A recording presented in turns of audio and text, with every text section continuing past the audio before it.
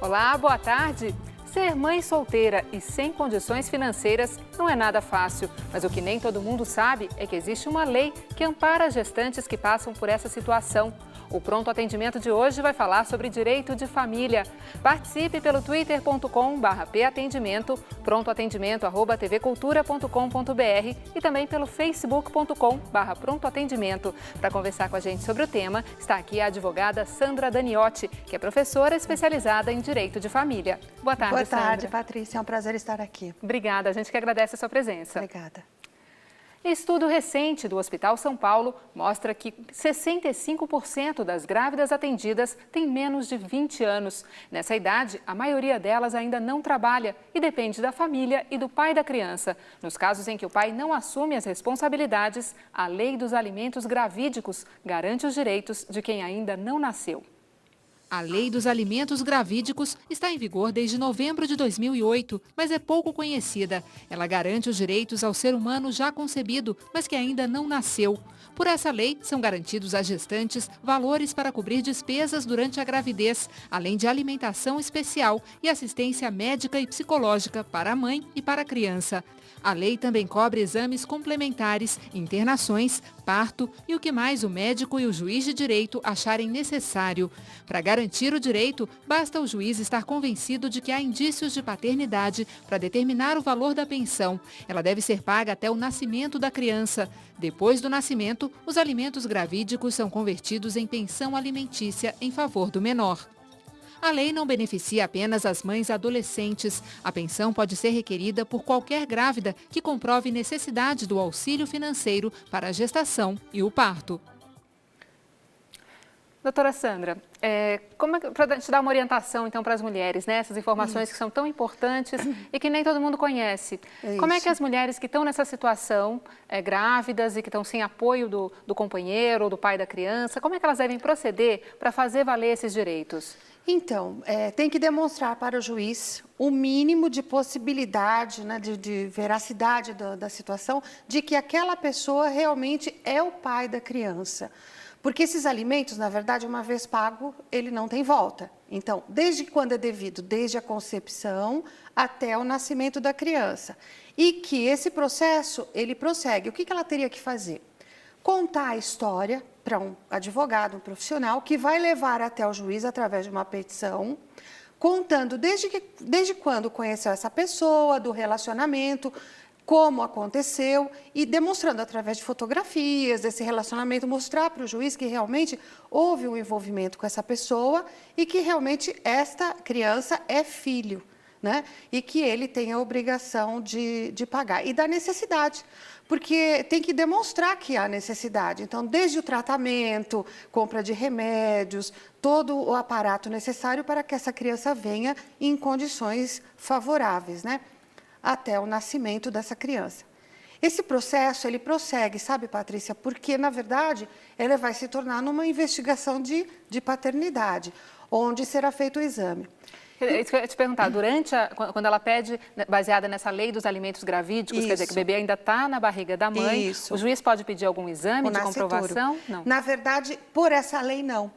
Antigamente, se havia essa questão de é filho, não pede a pensão, porque havia muito dessa coisa da mulher estar grávida e fica, olha, você tem que me pagar, porque o filho é seu. Então, tinha aquela dúvida. Aí, como é que se fazia? Olha, porque eu vou entrar com um processo de investigação de paternidade. Um processo de investigação, ele é muito demorado, porque tem a prova pericial, que é o exame, muitas vezes não tem condições de pagar, então vai fazer através do IMESC, é demorado. Às vezes um exame desse demora tipo 6 meses, 1 ano. A criança já nasceu, né, nesse caso. Então, veja, como é que funcionava? Ele pedia para fazer o exame, em alguns casos excepcionais, era autorizado fazer o exame ainda na barriga, no ventre da mãe. Só que o risco para a criança, o risco de causar um aborto é muito grande. Então, para que se cessasse essa situação, porque tem que preservar a vida da criança. Então, hoje se demonstrando a necessidade, através dessa lei de 2008, demonstrando a necessidade dos alimentos e a possibilidade daquele que é o pai, no caso. Então, ela pede esses alimentos gravídicos, sem causar lesão ou prejuízo ao nascituro. O juiz, dependendo das provas apresentadas, que tem que ter essa verossimilhança, essa situação de convencimento do juiz. Porque não adianta, né, Patrícia, falar, olha, não, é filho. Então, tem que mostrar um conjunto de provas possíveis, provas testemunhais, fotos, o dia que houve o encontro, etc. e tal, de todas as maneiras possíveis, juridicamente possíveis, né? E que convença o juiz para que ele atribua um valor, fixe um valor que não é o definitivo, mas é um provisório até o nascimento da criança, para que ela possa ir até o final. Quer dizer, é o mínimo de segurança jurídica possível para que essa criança nasça em condições normais e razoáveis para a sobrevivência. E aí, depois que a criança nasce, vai ser convertido em pensão. E se for realmente filho daquela pessoa. Pode ser que peça um exame de DNA. De DNA, exatamente. Aí, após o nascimento da criança, é possível se fazer o exame. Né? Se constatado, se converte, o próprio juiz desta causa, ele pode converter alimentos definitivos. E se não for, se fizer o exame de DNA e perceber, não, ele não era o pai da criança? Olha, na verdade, não existe essa, nós chamamos de teoria da irrepetição dessa questão da pensão alimentícia. Então, não é devolvido o valor, tá?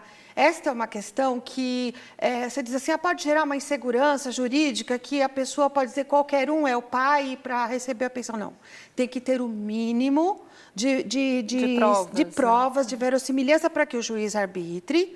E, no caso, pode ser devolvido, no caso, vamos dizer assim, de má-fé, de provada má-fé. Sabia que não era, por exemplo, houve envolvimento com diversos homens, por exemplo. A mulher se envolveu com diversos homens e escolhe, um exemplo prático, hipotético, e escolhe aquele que melhor tem condições. E diz, o filho é seu, e propõe uma ação para a pensão, para que ela receba os alimentos gravídicos daquela pessoa, sabendo que o filho não era dele, mas sim de uma pessoa com menos posse, não é? Para acelerar essa situação do recebimento de pensão.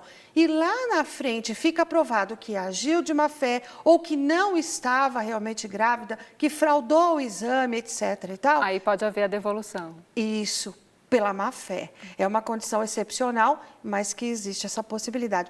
Fora isso, não existe, porque alimentar já alimentou, supriu a necessidade e não tem como devolver. Vamos então agora para as perguntas dos telespectadores, sobre outros assuntos agora. O Leandro, ele diz que ele é divorciado e tem 3 filhos, de 27, 24 e 18 anos, com a mesma mulher. Ele diz, eu pago pensão desde 1989 aos filhos. Posso requerer o término desse pagamento? Ele fala, o término significa exoneração, o termo jurídico é exoneração de alimentos. Então, os alimentos hoje, a maioridade a partir do Código Civil, que é de 2002, que já está meio velhinho, a gente fala novo código, né, 2002. Então, já se tratou da maioridade com 18 anos, antes era 21. Né? Hoje a maioridade é com 18 anos. Então, veja, ele tem filhos com 27, 24 e 18. Só que o que é interessante saber é o seguinte, hoje se preserva a questão da integridade, a formação integral do indivíduo, né? E o indivíduo hoje vai fazer uma faculdade, vai cursar uma faculdade, a gente sabe que uma faculdade não vai concluir com 18 anos, impossível. Né? Então, o mínimo de um curso são 3 ou 4 anos. Então, vai se formar, vai concluir um curso, se não houver reprovação, com 21, 22 anos. Mas tem outros cursos universitários que ultrapassam até os 24 anos de idade. Então, se prevê hoje que a pensão alimentícia ela deve ser fornecida até que se complete 18 anos, a maioridade. Porém, é interessante que ele saiba que até a conclusão do curso superior, ele tem a obrigação alimentar. Então, veja, tem um de 27, eu já entendo que esse já tem uma formação, às vezes até já se casou, tem filho, o que exclui essa possibilidade do recebimento da pensão. O de 24, há de se verificar se concluiu o curso superior, se está empregado, se tem uma condição de autossustento. E o de 18 anos, se trabalha, estuda, né? Porque pode ser que ele é autossustentável, é muito difícil, mas e se estuda, se está devidamente matriculado. É importante também, já para esclarecer, que numa ação dessa de exoneração, quando você vai fazer a defesa de um menor, de um filho que precisa dessa pensão, que se junte o comprovante de matrícula e de frequência, tá?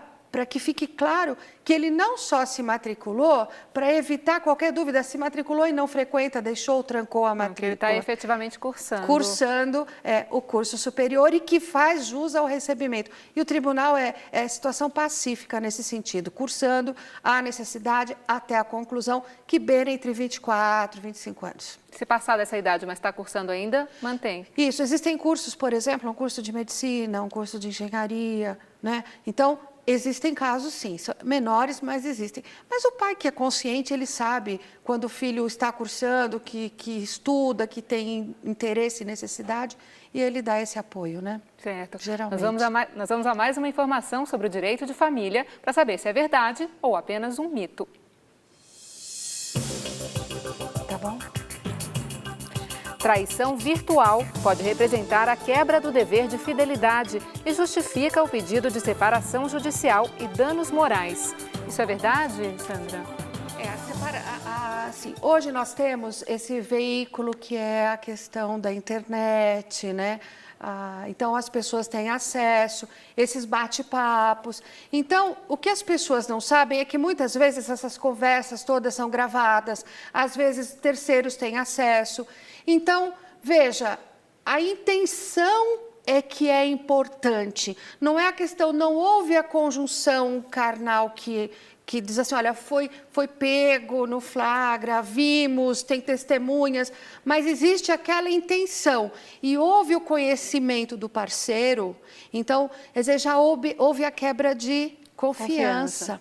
Né? Que o parceiro, aquela pessoa que coabita, que convive, que divide, né, toda a sua vida. Então, levar isso para um juiz, então ele diz assim, mas existe realmente essa traição ocorreu no efeito, vamos dizer, carnal, fisicamente, pode até não ter ocorrido, mas há indício e há quebra de confiança. Em certos casos, vai depender das provas apresentadas, porque nós não temos, por exemplo, na lei especificamente, que é indenizável.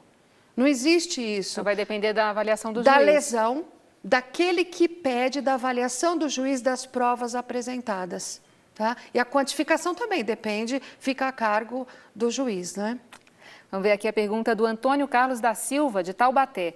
Ele diz, gostaria de saber quais providências devo adotar para que os meus enteados tenham os mesmos direitos dos meus filhos, em percentuais iguais, sobre meus bens imóveis.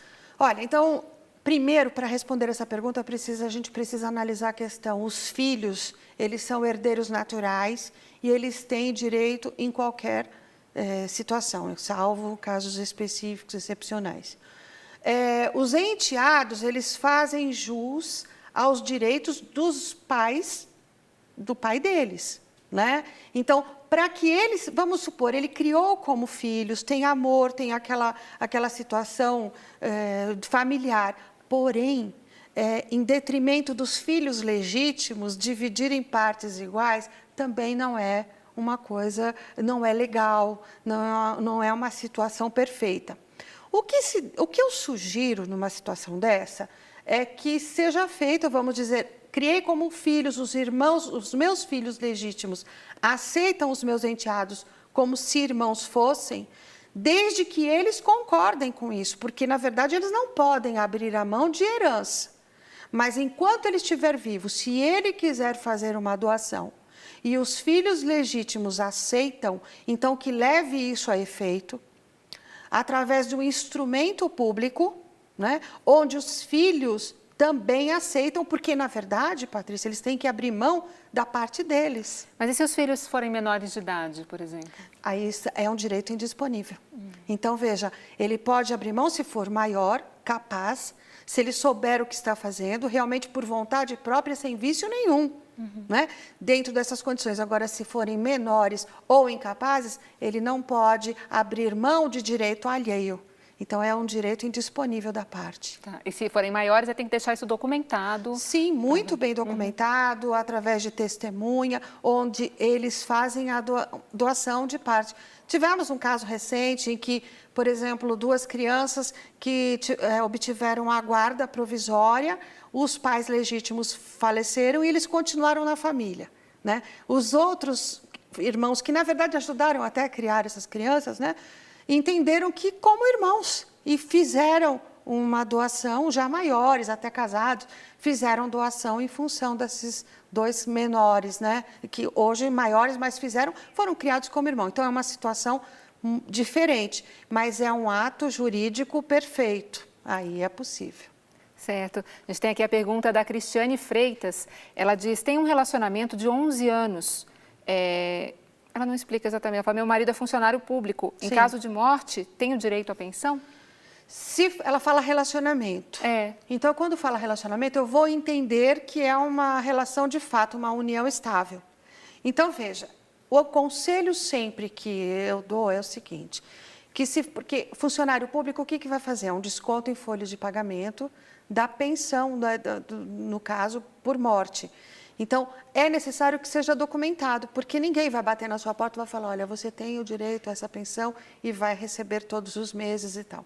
Então, é necessário que se tome conhecimento, se leve a efeito essa relação de união estável.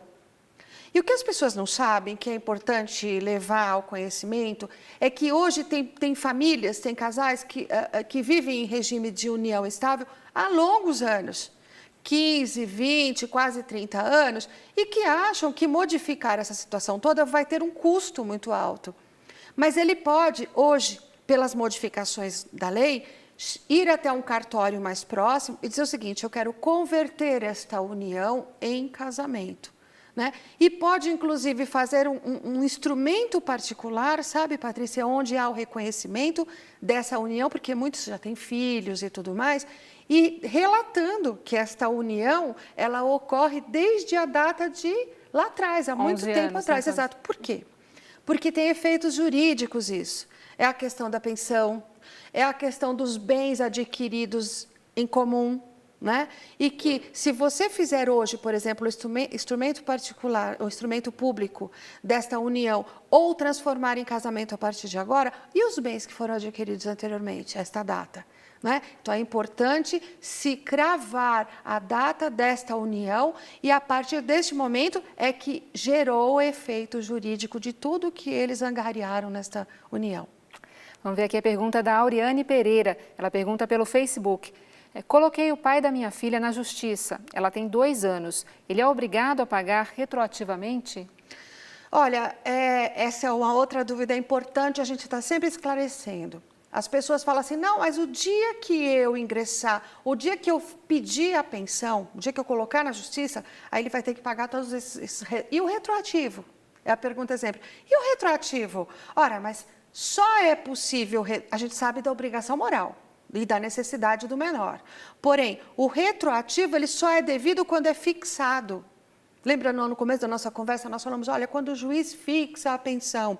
Então, quando o juiz fixa, significa que tem um documento público, judicial, é um título executivo. O que é o título executivo? Imagina um cheque que não foi pago, você vai cobrar. É a mesma coisa, só que é judicial. Ele tem força judicial, em que você pega aquela sentença e diz assim, olha, ele ficou incumbido ficou obrigado a pagar o valor de 1 ou 2 salários mínimos mensais, ou 30% dos seus rendimentos. Aquela sentença, ela tem um poder tão grande que, se não pagar, pode ocasionar, inclusive, a prisão do devedor, neste caso. Então, ele só vai ser compelido a pagar a partir do momento em que ele realmente foi obrigado. Se ela ingressou agora, a criança tem 2 anos, e ele pagava amigavelmente, sem necessidade de ingressar com a ação, mas não teve a fixação judicial, então, só vai ser devido e obrigatório a partir do momento em que ela ingressou com a ação. Percebe? Que pode até pedir, inclusive, os alimentos provisionais, que são os provisórios, que se consegue através de liminar. Tá uma certo. liminar. Doutora Sandra, passou muito rápido o programa. Passou mesmo. Que Chegou ao bom fim. estar aqui. Fiquei muito contente pelo convite, viu? Espero que você possa voltar para a gente Com responder certeza. mais perguntas, que Com tem o maior várias. prazer, viu? Obrigada. Obrigada. E o Pronto Atendimento de hoje fica por aqui. O programa não será exibido na segunda e na terça-feira, mas nós voltamos na quarta-feira, dia 2 de janeiro, para tirar suas dúvidas sobre Previdência Social. Um ótimo fim de semana para você e uma excelente passagem de ano. A gente se vê na quarta-feira. Até lá.